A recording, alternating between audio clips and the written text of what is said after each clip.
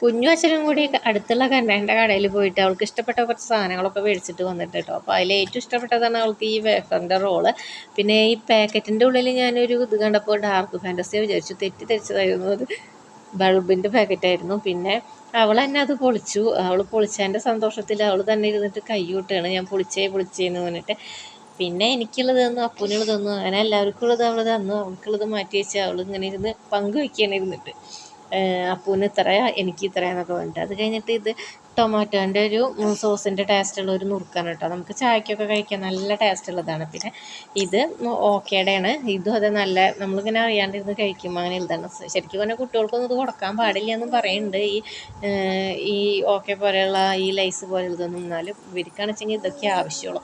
അങ്ങനെ അവളവിടെ വന്നിട്ട് കിടന്നിട്ട് കഴിക്കുകയാണ്. അതിൻ്റെ ഇടയിൽ എനിക്ക് ഒരെണ്ണം തന്നു. പിന്നെ ഞാൻ ചോദിച്ചപ്പോൾ അവൾ എന്നോട് പറഞ്ഞു ഇത്രയും